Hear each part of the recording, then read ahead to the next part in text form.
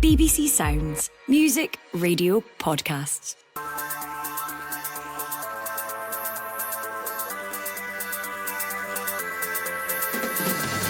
Hello, I'm Martin Dowden, and this is the Scottish Football Podcast, all the news, views and analysis you need on Thursday, the 27th of February, as we return to domestic action. Here's Yilmaz, save!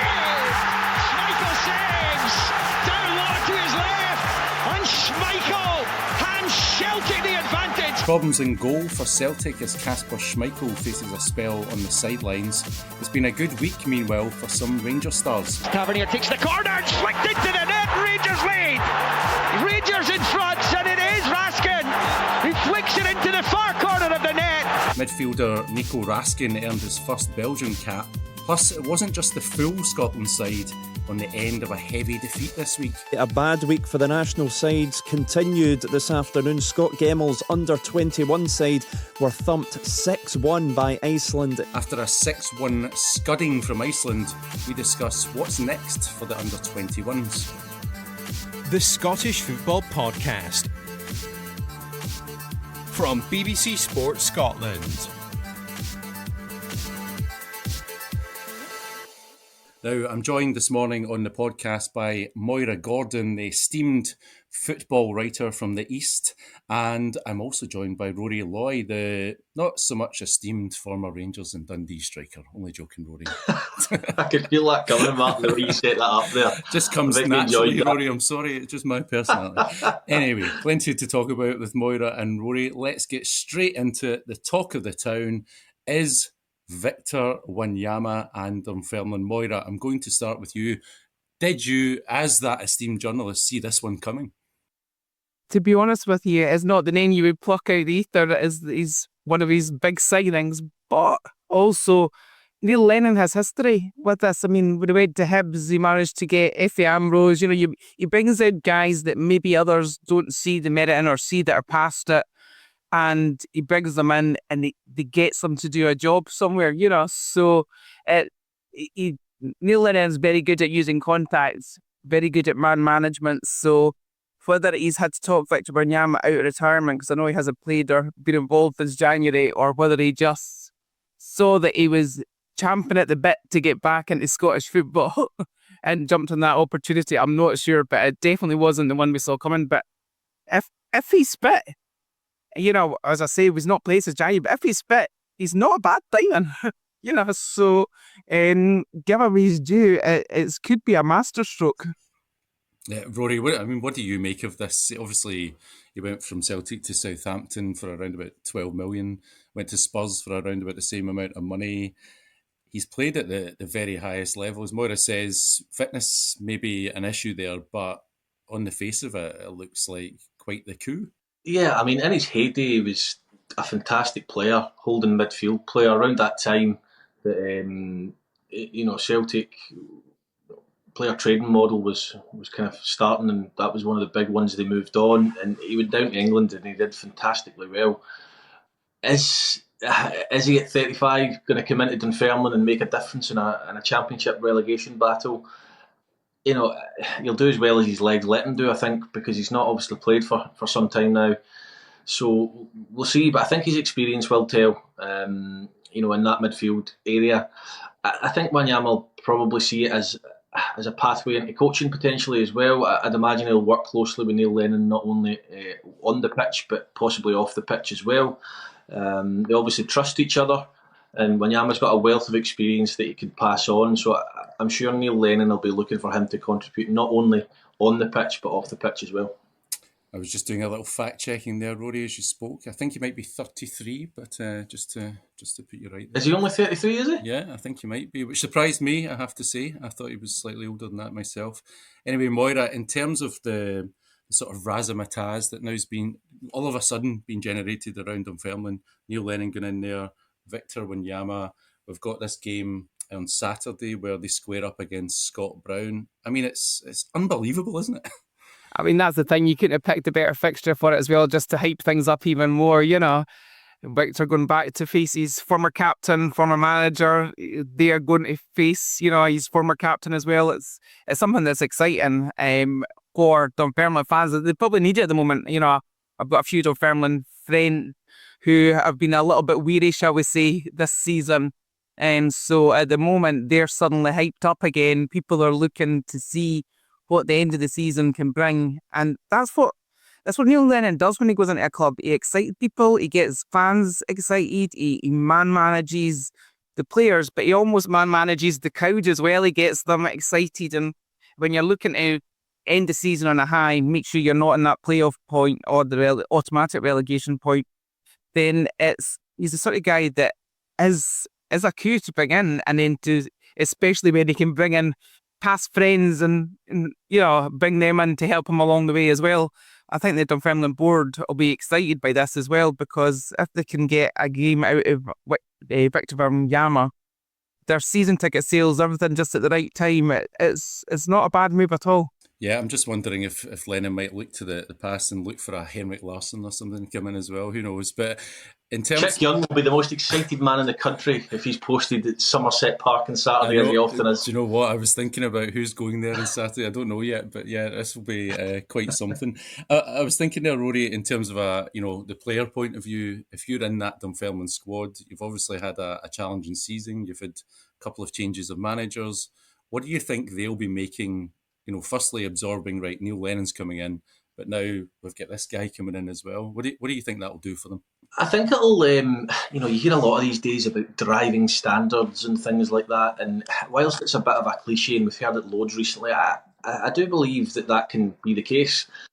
I don't think there's any midfield player or player in general at Dunfermline who won't want to make sure that they impress Victor Wanyama, simply because he's such a household name.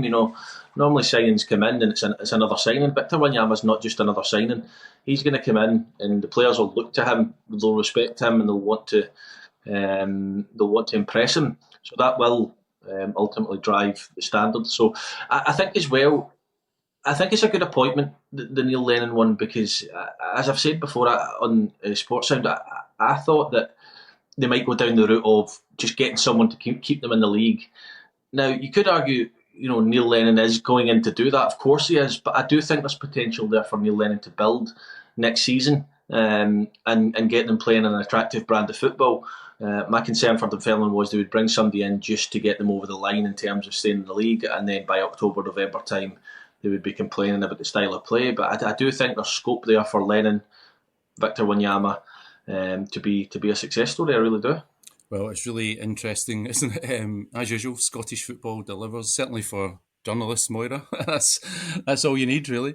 Let's switch our attention quickly to the goalkeeping issue that Celtic all of a sudden seem to have. Kasper Schmeichel facing some time out after picking up a shoulder injury playing for Denmark.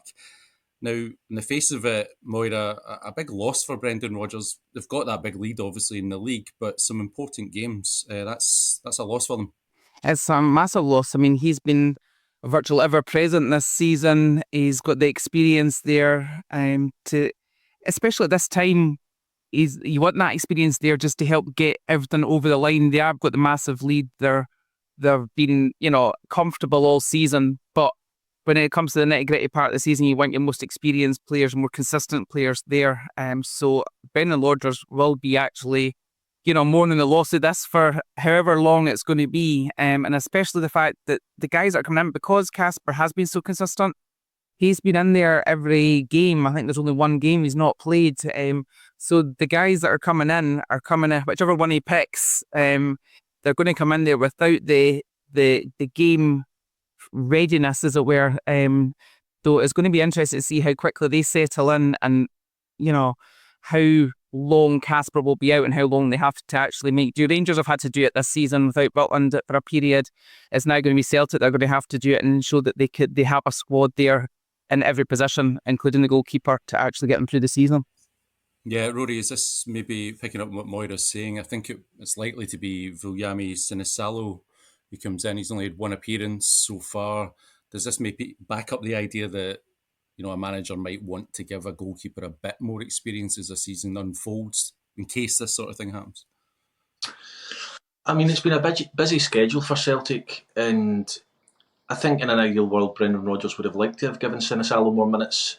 Does it point to the fact that he felt maybe he's not quite there yet? I don't know. Time will tell. Generally speaking, I often find that the goalkeeper is the one position between the number one pick and the second choice where the gap in quality is the biggest on the pitch. Obviously, on the outfield players, you need to change them all the time and things can occur. Goalkeeper injuries do happen, of course they do, but they're not quite as common as outfield players.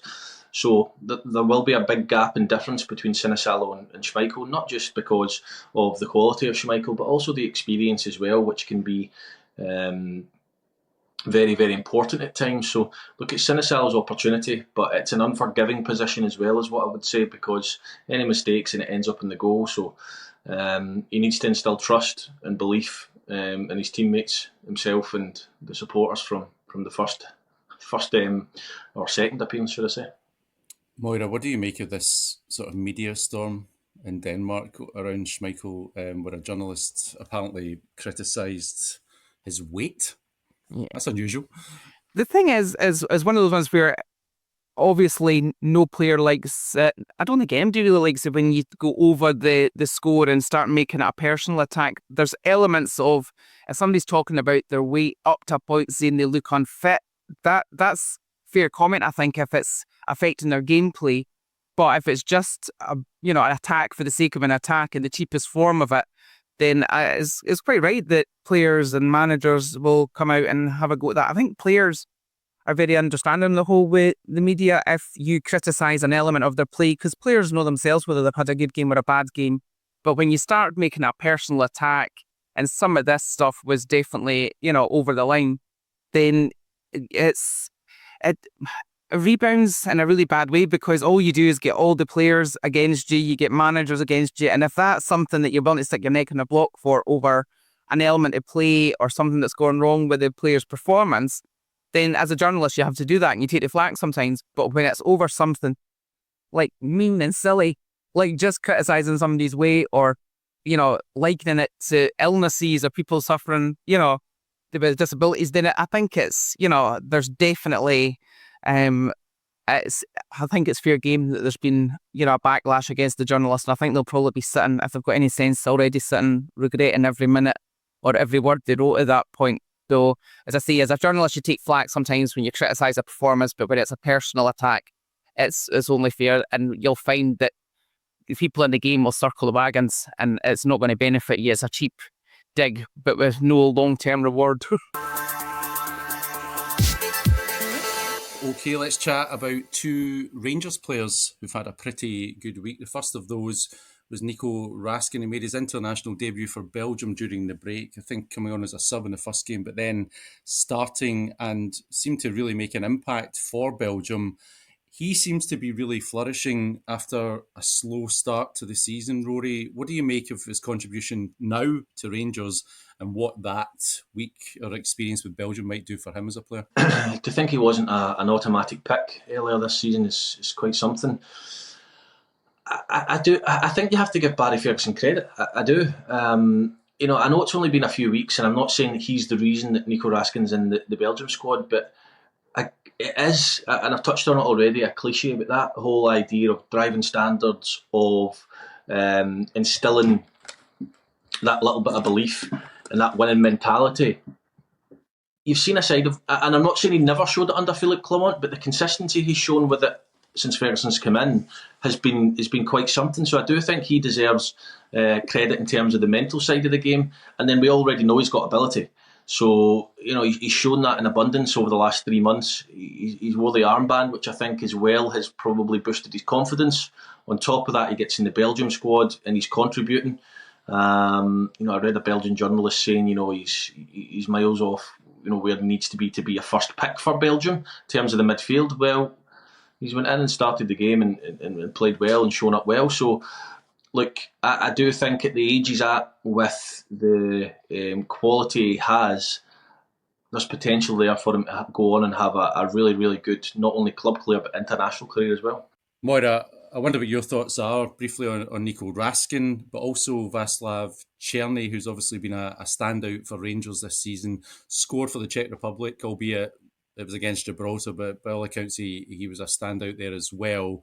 They'll be desperate to keep him at Ibrox come the end of the season, surely. I would think they would be. It's going to be a question of how quickly they can get this takeover done, though, because at the moment I don't think they're in a position to pay the $5.5 million asking price from Wolfsburg that was part of the deal. So I think it's going to be really interesting to see how quickly that takeover deal is concluded and how soon after that. I would imagine the people behind the scenes are already working on things so that when the takeover is completed, they can move swiftly to get in, because I think there's a period Rangers have first refusal for Tierney, so it's a case of them getting in quickly before others can start a bidding war, as it were, because there's a lot of clubs that are interested in him, including Rangers obviously want to keep him, but it's a case of making sure they can get the money, because at the moment it just isn't there. But they do want to find the money, and he's the sort of guy that they want to keep around. It's not just the goals, it's a bit of experience, a wee bit of seniority and international know-how there as well. So he'll be the sort of guy that they want to keep around if they're going to start this conveyor belt of young talent coming through and moving on for money and keeping things ticking over at Rangers, as they have said they want their whole transfer policy to be. So he's going to be key to that, I think. And I think when you've got somebody that can guarantee you goals as well, you don't want to lose them too easily. But as I say, at the moment, it's all come down to timing, because they just don't have that money there at the moment. I think that the age Tierney's at, I think a lot of these takeovers, they come in, they identify young players that they can sell on because they're there to make money at the end of the day. They often have blanket kind of policies where they don't sign players over a certain age for $5.5-6 million because they're more interested in making money than they are. Obviously, on-field success is important, but a lot of these companies come in and go, we're not going to sell him on for more money than that in 3 years' time, so we're not doing it. Yeah, it's an interesting point. Moira, a quick one on Yutaro Oda, who left Hearts yesterday.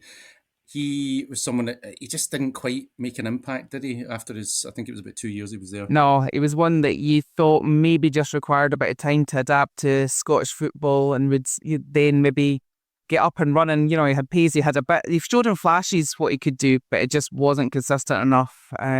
And I just think maybe the pressure of the demands of having to do it week in, week out, he just didn't rise to that at Hearts. I think it was one that he just didn't quite settle into Scottish football, and it's probably a good bit of business for him just to move him on.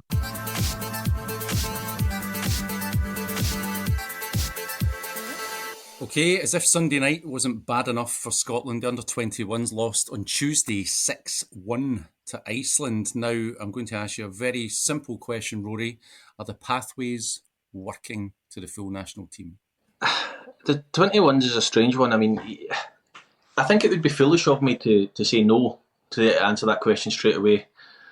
We've got Lennon Miller, we've got James Wilson in the full national team. Now, I'm not saying they've got a huge abundance of appearances for the 21s, but they do have several appearances for the teams in the lower age groups. So it would be foolish to come on and say, no, it doesn't work. It's not a great result. It's not a great look. They clearly missed the boys that were with the first team squad. I do think it can be looked at and tweaked and made better. I don't know how you do that. It's a difficult one to put your finger on. It probably does come down to the clubs and opportunity, and giving the younger players, the younger Scottish players, more opportunity to try and get them into the 21s to make them more competitive, and then ultimately be promoted to the top team. But it'll be next time the squads come round, if Lennon Miller and James Wilson don't make the first team squad or the full national squad because injuries are back, suspensions, etc., then they'll seriously bolster that under-21 squad. So that'll make a huge difference. So sometimes you're at the mercy of who Stevie Clarke picks, who's injured, etc. But I certainly, under no circumstances, would expect Scotland 21s to get beat 6-1 off Iceland. Really poor result. Yeah, Moira, so Rory saying there, obviously it's a poor result. And I think, with Lennon Miller, James Wilson in the top squad as well, it doesn't help. But I think also there'll be an element here of the focus. The result itself will bring focus, but also that result against Greece for the main squad will also put sharp focus on what's coming behind, won't it? That's it. I think people are looking to see, especially you look at the first team and you see a few of the key guys are now hitting 30 into their 30s, and we're thinking, right, maybe one more campaign out of them and it may be their last. So we're needing to try and find that transition. But the problem is, I feel we're in transition period at the top end, but we're also transitioning in that under-21 level as well, that we've got a lot of players that are potential but not quite there yet. Going up to the 21s, potential but not quite there yet, getting into the first team as well. So I think there's going to be a lot of period of almost pain where we have to just give people time to try and bed in at whatever level it is. But you don't really get that international level, which is the sad part as well. So I think it's going to be tough. I think there's a lot of potential in terms of, we look at Ben Doak was missing as well. That so you've got Ben Doak, you've got James Wilson and Lennon Miller all up at the first team. I think all of them are players that we can get excited about. I think there's something there that can help the first team, but then that leaves the under-21s depleted at the moment as well. Then so as you think, you don't have a quick fix for the first team or for the under-21s. It has to start earlier than that to make sure that there's that conveyor belt of talent. You don't just suddenly uncover an under-21 player or a first team player, or not very rarely. You're not going to get a whole squad load of them. So it's going to be interesting to see just how quickly the ones that have been making the step up can make that transition and embed themselves in. Yeah, I did a quick scientific check last night where I randomly Googled the Scotland under-21 squad from 10 years ago, thinking, I wonder how many names I would recognise in there. And I got Andy Robertson, John McGinn, and Ryan Christie was in there. And I thought, right, that's my scientific research done. It is of some value, clearly. Did you do 20 years ago, Martin? You might see I didn't do 20 years ago. And I'm now thinking that the name was Moira. Were you in that squad? I don't know. I saw where you were going there, Rory. Thanks very much. We can end it there before you get carried away. That's all we've got time for. Many thanks to Moira and to Rory Loy, and thank you for listening. Remember, we're here with new episodes of the Scottish Football Podcast bright and early every day, so do make sure you don't miss out. Subscribe on BBC Sounds and have push notifications turned on in your phone. Thanks again for listening. See you next time. On BBC Sounds. From life aboard a Russian submarine to chairman of Hearts Football Club. At this stage, he was the hero. But as his controversial decisions escalated... They said, we're going to sack George. And I'm going, you can't do this. How did Vladimir Romanov go from Hearts saviour to a wanted man? He caused a whole load of chaos and havoc. Romanov, Tsar of Hearts. Listen now on BBC Sounds.